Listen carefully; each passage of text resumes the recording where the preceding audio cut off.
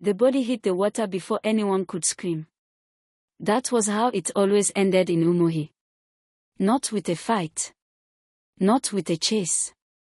Just a splash, a silence, and then the village would wake up the next morning and someone would be gone. And life, stubborn, fearful, complicit life, would continue. Zainab Musa did not know any of this when she walked into her editor's office on a Tuesday morning in Lagos, still carrying her laptop bag and a half-eaten meat pie. She was 29 years old, born in Kano, raised on the kind of stubbornness that makes journalists great and relationships difficult. She had covered floods in Benue, kidnappings in Zamfara, and an oil bunkering ring in Bayelsa that had 3 senior police officers reassigned within a week of her story dropping. She was not easily frightened. That was exactly why her editor, Mr. Danjuma, slid the folder across his desk without saying a word and simply watched her face. She opened it. 6 women. 6 faces staring up at her from printed photographs: a market trader, a school teacher, a young nurse, a widow, a teenage girl who still had her school uniform on in her photo, and a woman named Amens whose picture looked like it was taken at a party, mid-laugh, holding a plastic cup, completely alive. All of them from the same place. Umohi village, Edo State. All reported missing across a span of 3 years. All cases closed by the state police with the same single line in each report: subject believed to have left the community voluntarily. Voluntarily, Zainab said out loud.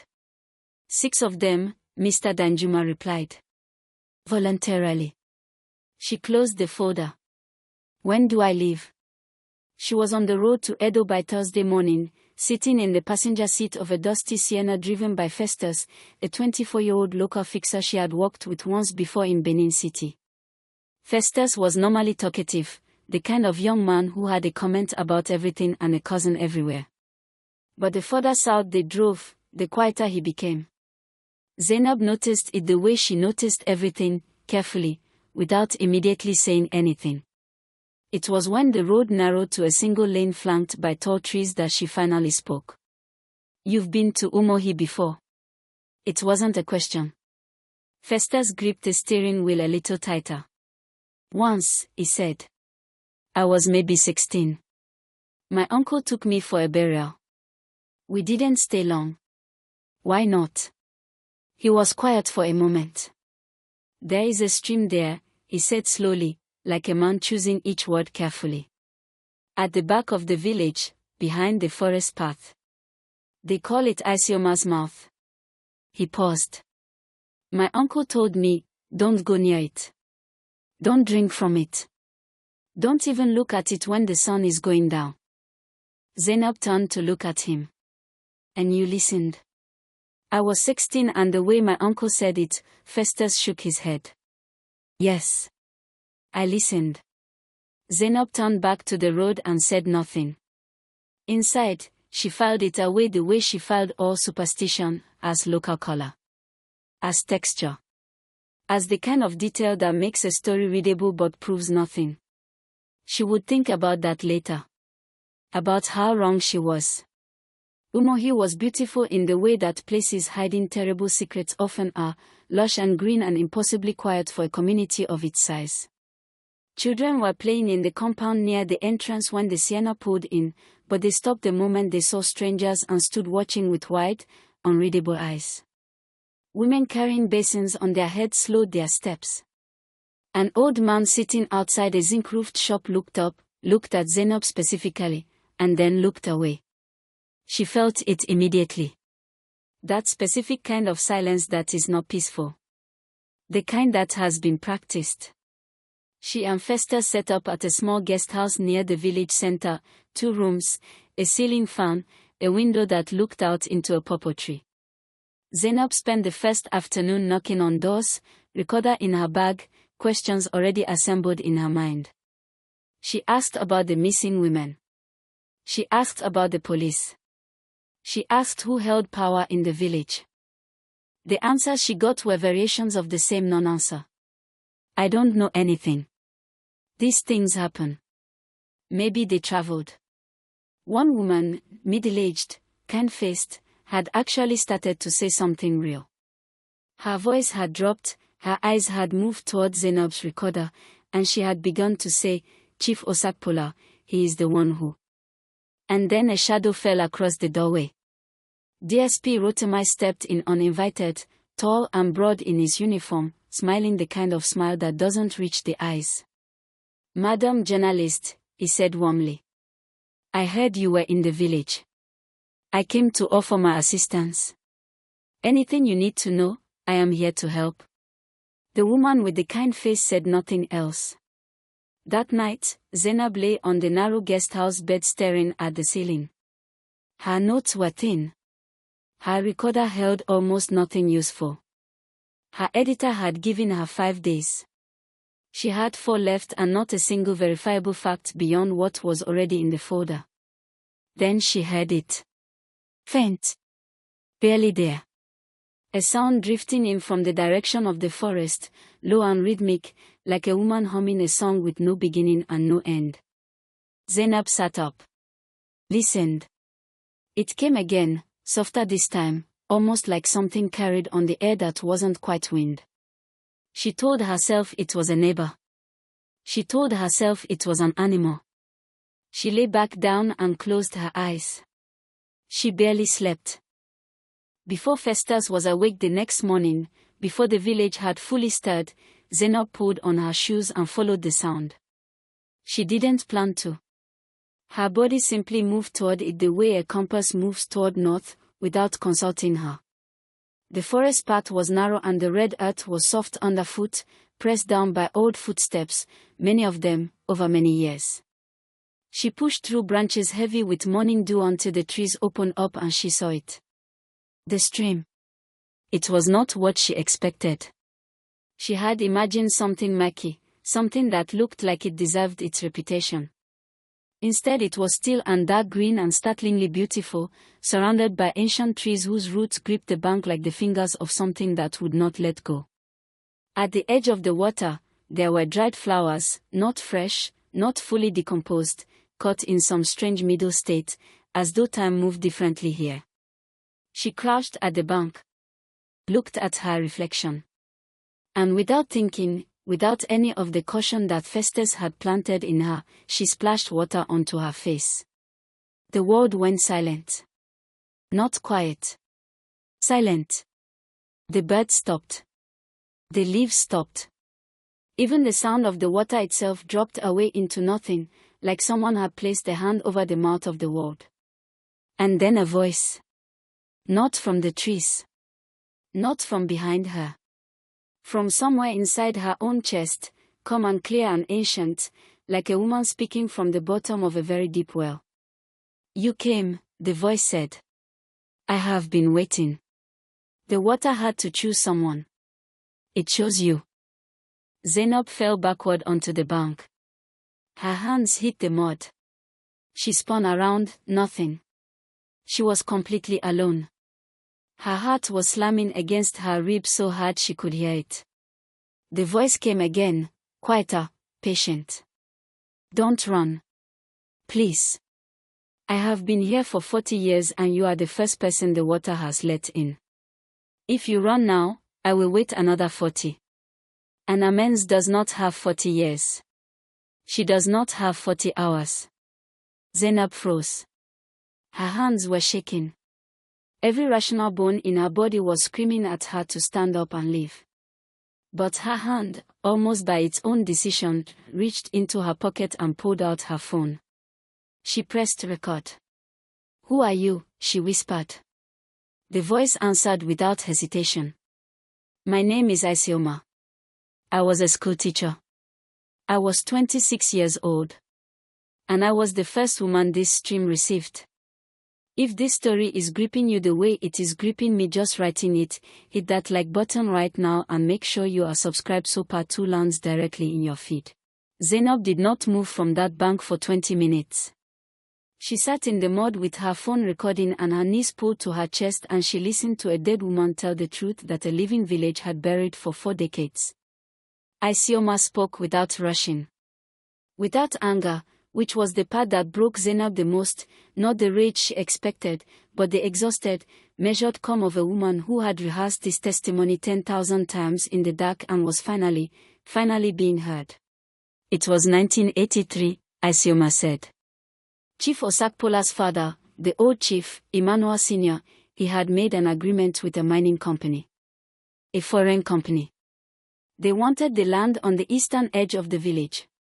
The land where our grandparents were buried. Where the yam festivals were held. Where the village breathed from. A pause. He was going to sell it. All of it. For money that would go into one pocket and one pocket only. And you found out, Zainab said softly. I found out. And I was foolish enough, or brave enough, I still don't know which, to tell the other women. We organized. 23 of us. We were going to march to the council. We were going to make noise until someone outside the village heard us. Another pause, longer this time. I never made it to the march. Zainab's throat was tight. What happened? I was called to the chief's compound the night before. A small boy came to my door and said the chief's wife was sick and needed me. I was a teacher, not a nurse, but in a village you help where you can. The voice dropped even lower. There was no sick wife. There were 3 men waiting. And then there was the stream. Zainab pressed her fist to her mouth. The other women scattered after I disappeared. Fear does that to people. It doesn't make them cowards, it just makes them human. The land was sold. The mining company came for 2 years and left when the deposits ran dry. And the old chief died fat and respected and surrounded by grandchildren. The voice paused. His son learned everything from him. Everything. Chief Osakpola, Zainab said. The current chief. He has been doing this for 11 years. Any woman who asked questions. Any woman who threatened the arrangement. The stream received them one by one. 5 after me. An amends, the voice shifted, tightened, the first crack in its composure, amends is not yet in the water. She is in the old yam barn behind his second wife's compound. She has been there for 9 days. She is alive but she is running out of time and he is running out of patience. Zainab was already on her feet. How do I know you're telling me the truth? She asked, not because she doubted it, every journalist instinct she had was firing in the same direction, but because she needed it said out loud, for the recording, for what came next. Go to Mama Ehai, Isioma said simply. The blind woman at the edge of the village. Ask her my name. Just my name. See what she says. Then the birds came back. The leaves came back. The sound of the water returned. And Zainab was alone on the bank with mud on her jeans and 40 years of injustice sitting in her phone like a stone. She ran. Festus met her halfway down the forest path, frantic, having woken to an empty room. One look at her face and he stopped asking questions. She grabbed his arm and pulled him back toward the village, words stumbling out of her in urgent half-sentences. He went pale. Then paler. Then he said the words she needed to hear. Mama Ehai. Yes. Let's go. Now. The old woman's compound was small and earth-floored and smelled of camphor and something older than camphor. Mama Ehai was sitting outside on a low wooden stool as though she had been waiting, and Zainab would later think that maybe she had been sitting outside waiting every morning for 40 years on the chance that today would be the day. She was blind, both eyes filmed over with white, but she turned her face directly towards Zainab the moment she stepped into the compound with the accuracy of someone who could see perfectly. Zainab crouched in front of her. Mama, she said quietly. I need to ask you something. One word. Just tell me what comes to your mind. She took a breath. Isioma. The old woman's face did something complicated and devastating. Her chin trembled. Her hands, resting on her knees, curled slowly into fists. And then she said, in a voice barely above a whisper, she found you. After all this time, she finally found someone. You know her. She was my friend, Mama Ehai said. We taught at the same school. We walked to the stream together as girls. A tear ran down the side of her face, not dramatic, just quiet and unstoppable. I have been telling this village what happened for 40 years. I have been telling anyone who would listen. Nobody wanted trouble. Nobody wanted to stand against the chief. She reached out and found Zainab's hand with hers, gripping it with surprising strength. Amen's is in the old yam barn. Behind Chioma's, the second wife's, compound. You must go now. Tonight he will move her. How do you know that? Mama Ehai almost smiled. Because Isioma tells me. She has been telling me everything for 40 years. I just had nobody to send. Zainab stood up. Her hands had stopped shaking. Something had settled in her, the specific calm that comes not from the absence of fear but from knowing exactly what has to be done. She looked at Festus. He looked back at her. Neither of them said anything because nothing needed to be said. She made 3 phone calls in 4 minutes. Her editor in Lagos. A senior correspondent at a national newspaper who owed her a favor. A human rights lawyer named Folek who had once told her, "Call me when you find something they don't want found." She sent the audio recording to all 3. Then she said the same thing to each of them. If I go quiet for more than 2 hours, publish everything. All of it. Every word. She and Festus moved through the back parts of the village that Festus knew from the one childhood visit his memory had quietly preserved. The old yam barn was padlocked with a chain that had begun to rust. Festus found a broken metal rod near the fence and worked at the chain with the focused desperation of a man who understood exactly what was at stake. It gave on the 3rd attempt. Inside, in the thick darkness, on a dirt floor, was Amen's. She was alive. Barely. Her wrists were raw and her lips were cracked and she flinched violently at the light from Zainab's phone before recognizing that the people crouching over her were not her captors. She tried to speak. Zainab shook her head gently. Don't talk. We have you. You're safe. We are leaving right now. They were halfway across the compound when Chief Osakpola stepped into their path. He was 74 years old and he carried himself like a man who had never once faced a consequence.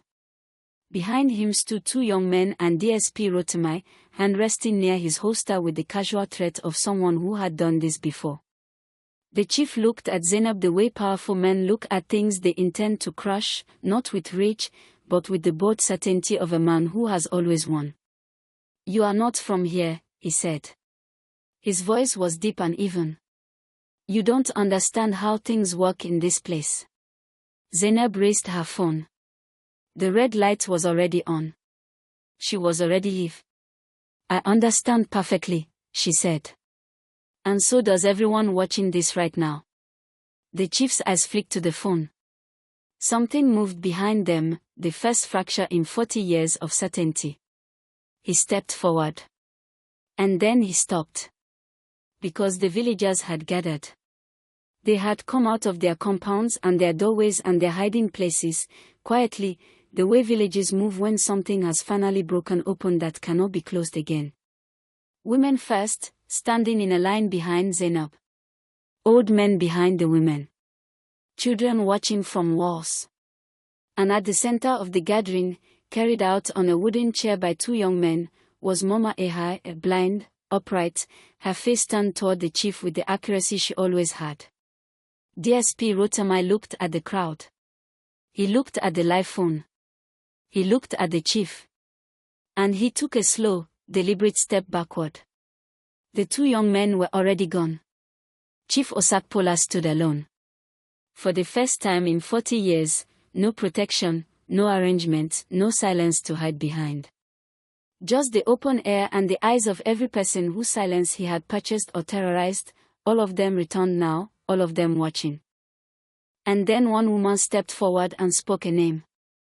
The first name. The market trader who disappeared 3 years ago. Another woman stepped forward and spoke the second name. Then another. Then another. Until all 6 names were in the air at once, spoken by the community that had swallowed them in fear and was now giving them back in something that felt like thunder. Chief Osakpola's legs gave way. He sat down in the red Edo dust. Not in handcuffs yet. Not finished yet in the legal sense. But finished in the way that matters most, publicly, completely, in front of every person whose respect had ever kept him standing. Zainab walked away and let the village do the rest. She went back to the stream one final time before the ambulance arrived, before the police from Benin City came to do what DSP Rotomai could not, before the story swallowed everything in noise and motion. She stood at the bank in the last red light of the evening and waited. The voice came gently. Softer than it had ever been. Like a woman setting down something very heavy after a very long walk. Thank you. I didn't do this, Zainab said. You did. You waited and you kept them and you chose the right person when the time came. Silence. Then the water stirred, no wind, no reason, just a slow, deliberate ripple moving outward from the center of the stream, spreading to the edges, reaching the bank, touching Zainab's shoes, and then going still. Isioma was gone. Chief Emmanuel Osakpola was arrested 3 days later. Amens recovered fully and testified for 6 hours. The remains of 5 women were recovered from the lower bank of the stream over the following month. A 6th was never found, but the village built a shrine at the water's edge and placed fresh flowers there every Sunday morning. The stream still runs. But the villagers no longer call it Isioma's mouth. They call it Isioma's rest. Because some rivers do not simply carry water. Some rivers carry everything a village was too afraid to say. And the truth, no matter how deep it is buried, no matter how many years are piled on top of it, has a way of finding the surface. Always. The village never forgot. It was just waiting for someone brave enough to listen. If this story moved you, and I believe it did, please subscribe to this channel right now because we tell stories like this every single week. Stories rooted in truth, in culture, in the things that make us who we are. Like this video so that more people find it. And drop in the comments, which character stayed with you the most. Was it Zainab, was it Isioma, or was it Mama Ehai, the woman who kept the truth alive for 40 years with nobody listening? Tell me. I read every single one. We will see you in the next story.